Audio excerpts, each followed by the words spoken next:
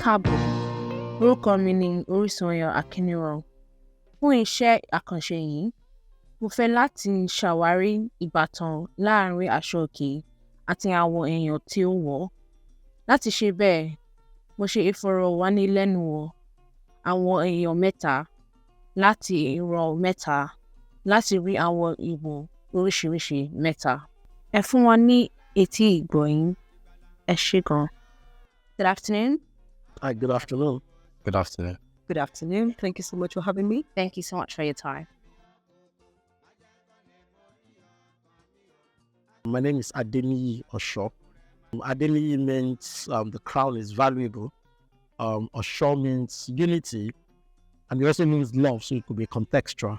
Okay, so I'm Yoruba, specifically from Ekiti. My name is Daniel Denaya. I'm from the Yoruba tribe. The meaning of my name, the meaning of my first name actually is Oluwashola, for me, that the Lord has done me well, or the Lord has honored me. And my surname just means wealth, basically, something surrounding wealth. And I am an engineer of Lagos State, Nigeria.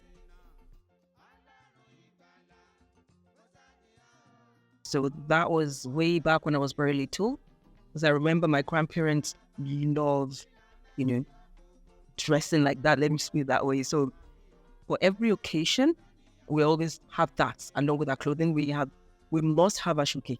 We must tie it, whatever occasion we're going to, parties. So the meaning of Aso-Oke is basically clothing from hinterland. I think that's what it means. And then its origin is actually, it is mainly for the Yoruba people, but it originally came from Oyo State in Iseyin, I think. Yeah. Aso-Oke, that some other people would also call Ofi, is predominantly Yoruba. So for as long as I can remember, I've seen people wear Aso-Oke specifically for events such as weddings. So I have the full regalia of Agbada, Dansiki, and Shokoto, which I used for my wedding. I own a full regalia that is my grandfather's. So it's it's way back in Nigeria, to be fair, and I've never really worn it. It's just something that you own as part of, inheriting something from your grandfather. Now, for our generation, we tend not to exude elegance every time.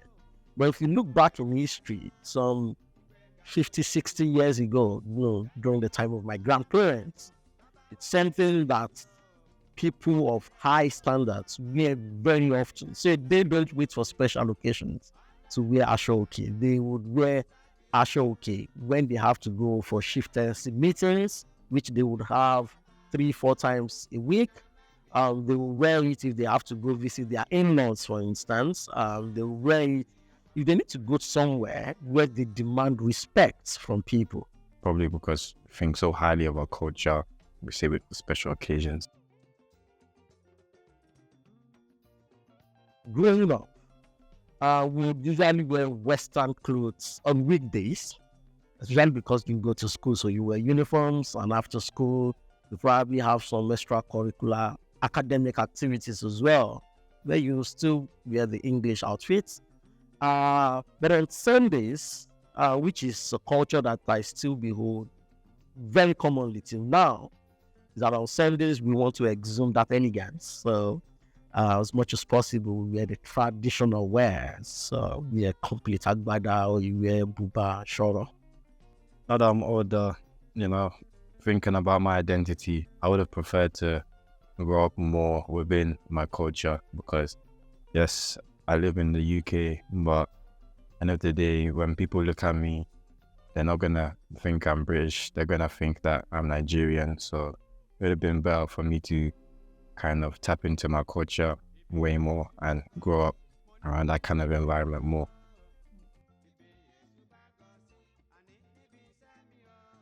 I would say it's a function of neo-colonialism. The idea that most of the jobs that we take now, what we call the white-collar jobs that we take now, are a function of colonial influence. So you find people who are in the civil service, people who are teachers, who are bankers, all of which we learned from, the Englishman. And so we try to dress like the persons that taught us. Okay? And I don't particularly believe in it, especially because I come from Nigeria, and Nigeria is a very hot climate weather. And we still find people on suits and tie, every day. Even the Englishman does not particularly dress like that anymore. But you still find Nigerians do that.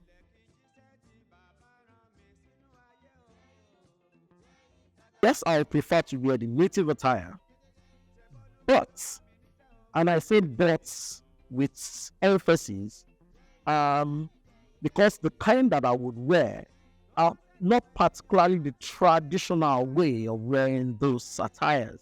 So, for instance, I'm granting this interview, the complete regalia, rather that be Agbada, Buba, and Shawl, or even if you have to wear Buba and Shawl in must, and that's the Yoruba thing, wear a cap. And I don't think I'm comfortable wearing caps every day.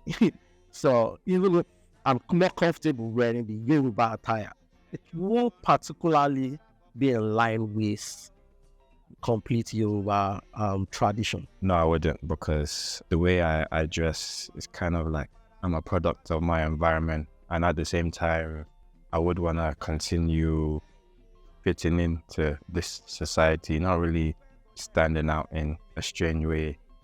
Someone who has grown up in this country as well, so it'll represent maybe my family or where they're from, but not really who I am, who I've grown up as.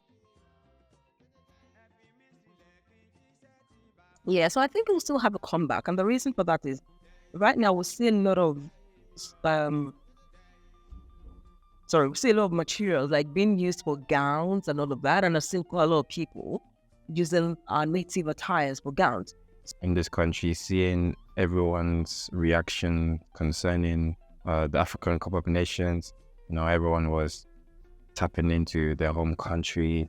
Like, I'm seeing people passionate in a way where I've never seen it before. So that's kind of like an example of, traditional clothing kind of, maybe starting to make its comeback. People are tapping into their cultures more and more, and they're not ashamed of it. Western culture, I think, is done well to build kind of like a reputation where it's just a norm, like it's default. If traditional clothing was, socially acceptable everywhere, I'd say people may look at it and, they instantly think, back home, they'll think of Africa. And that'll kind of show that you're representing a country or a place which is not as advanced as the Western side of the world.